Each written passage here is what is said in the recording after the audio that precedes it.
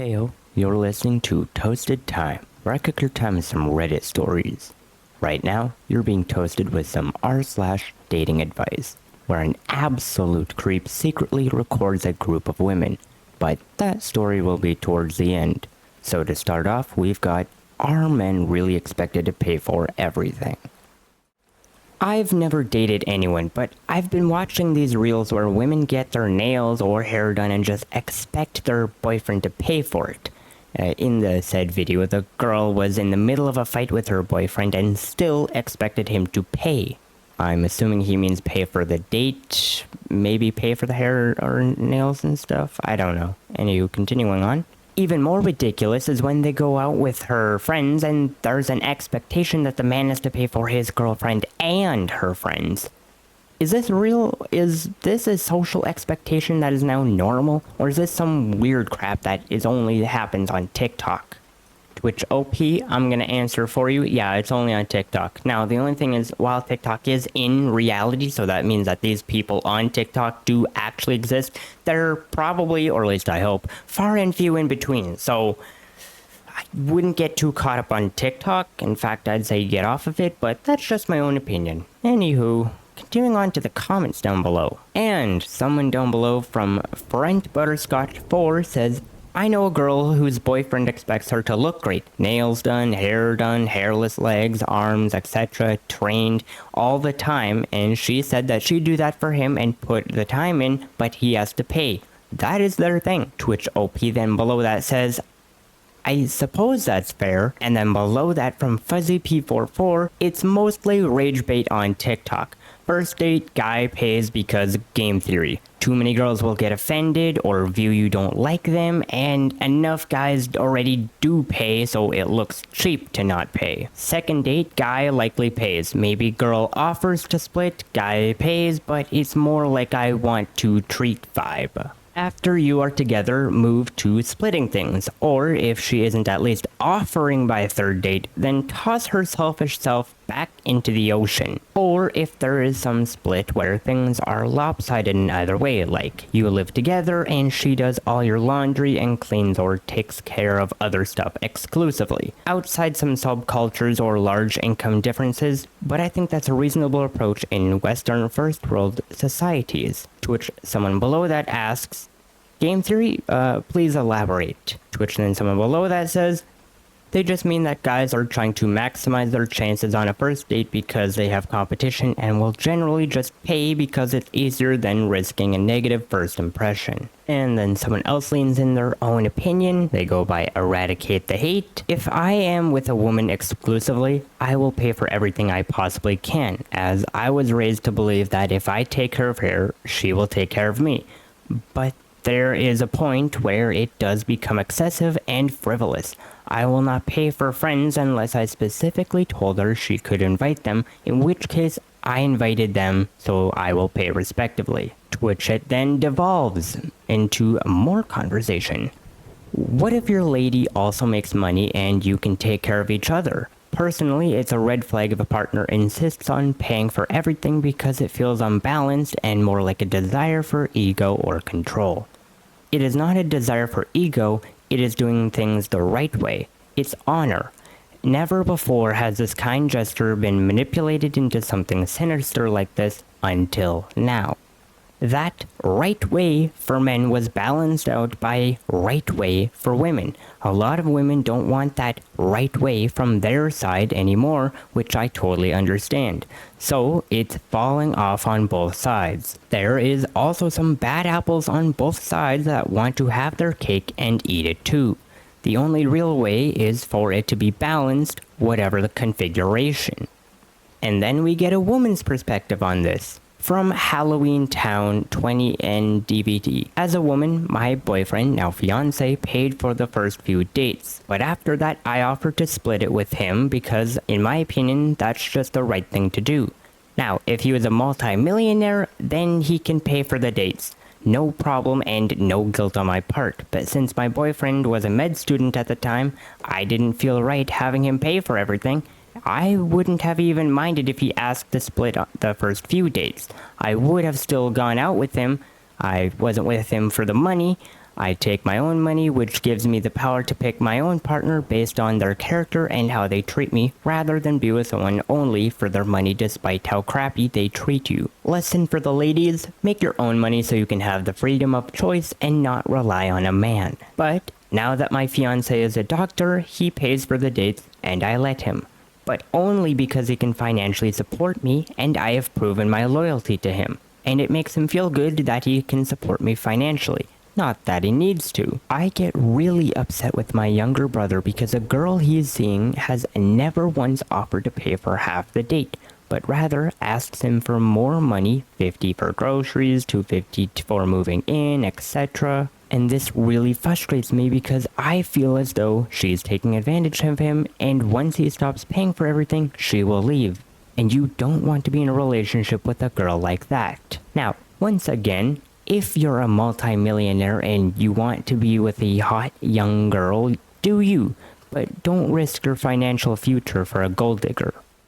And now for another hotly debated question, that being about splitting the bill on a date. We've got date is angry, I asked to split the bill after we had S. I have been seeing a woman for 2 months, and we go out twice a week, and I've noticed I'm always the one paying for dates, despite her insistence that she wants to be equals in a relationship. Last week, we finally had S and agreed to be official. Fast forward to last night. I took her out to dinner, and when the bill came, I asked if she'd be open to splitting it since we were official now. She hesitantly took out her purse and paid her half. She was relatively quiet the rest of the evening, and since I sensed something was off, I didn't push for intimacy. This morning, I received a text from her saying, "Now that you got what you wanted, I see your true colors." And I replied, "If referring to splitting the bill, I felt it was only fair as we're serious now. If you'd rather take turns paying, that's also fine with me. It doesn't have to be exactly 50-50, but we make a similar income and I'd prefer a partnership of equals. We both make around $200K a year, for your information." She said she couldn't believe me and accused me of tricking her, saying I used her for S and wasn't a good person. I feel she overreacted to a reasonable request. Am I wrong to end things? I'm gonna be honest, this timeline of events is so wacky to me. You've been dating for 2 months, and then after 2 months, then you push to do splitting the check, even though she was always talking about being equals in a relationship. Like, what? This math is really not mathing in my brain. I feel like there's a lot of context that is missing that would make this make more sense, but it's so weird to me. I mean, I also feel weird about the fact that this happened directly after you had S, which I do agree with her to a point, saying that it definitely does seem like you were just using her for S, but, I mean, from your story you weren't, but at the same time, like, really weird timing, I'm gonna be honest. And I mean, she wanted to be equals, and yet you have been dating for 2 months, and yet you've been always paying for the dates up until now. It's a weird timeline, but in my opinion, she's overreacting. I'm gonna be honest, that is my opinion. They both make they make around $200K a year. Like, you guys are crying over pennies. Like, what is this? Anywho, continuing on to the comments down below. And someone points out exactly what I was talking about. They go by Audacious Monk. Would have been better to bring up before the date y'all went to dinner, but yeah, at $200K income each, I get how it would feel weird to cover all the dates once you guys are going steady.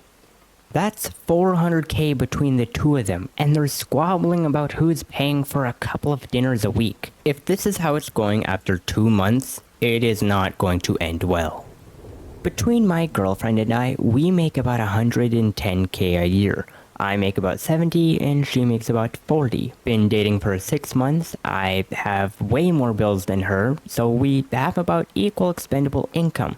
We had it figured out better than this by our second date. We've never actually set any rules to paying for dates, but typically whoever has the idea pays. if one of us is broke but wants to go out, we just say something along the lines of, "Hey, I don't have any money, but I really wanted to go out tonight. Would you mind covering dinner if we go out?"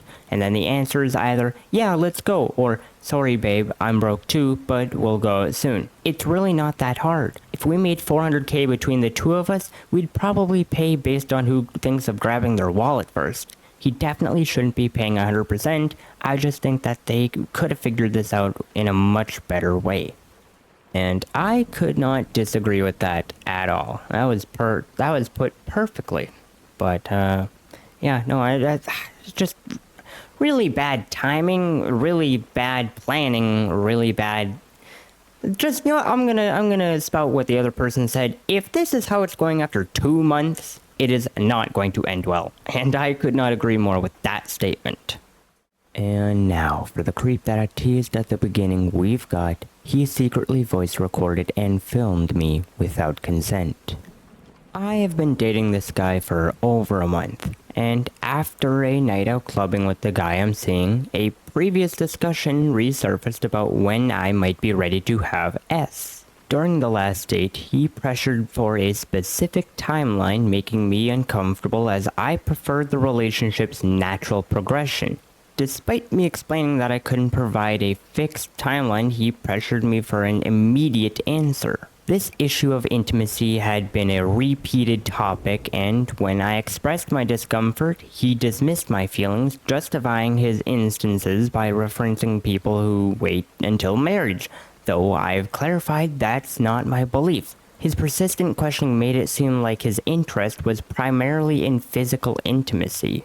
So, after clubbing, when we went for a walk, I brought up how the discussion made me feel uncomfortable and he failed to empathize or validate my feelings, leading to a heated argument. He even involved my friends, asking for their opinions, to which a friend supported my stance to be respected when uncertain.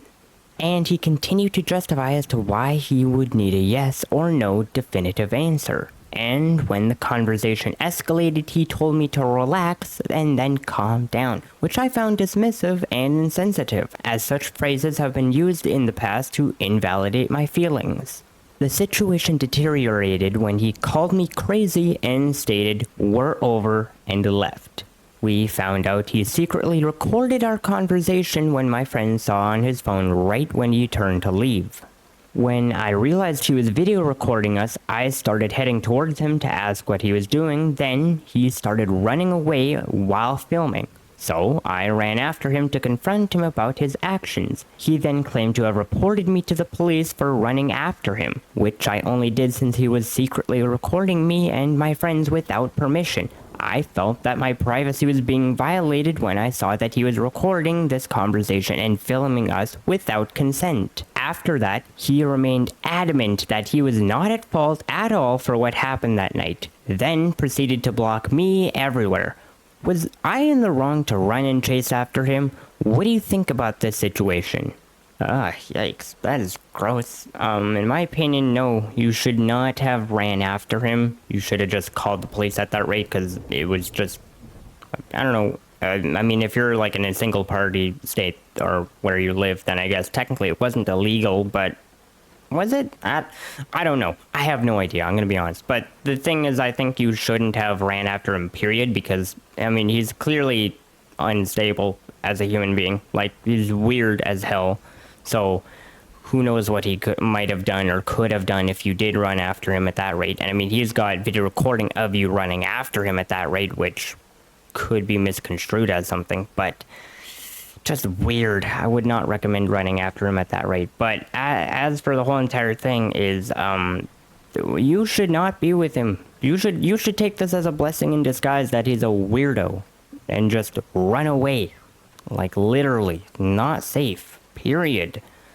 Anywho, let's read some messages. And someone down below asks a very curious question. They go by Marius Mayo. And they say, seems like he truly believes he is right. Just curious, what are his arguments on having a yes or no answer? Either way, just forget him. You know when things are right in relationships, and this is not right.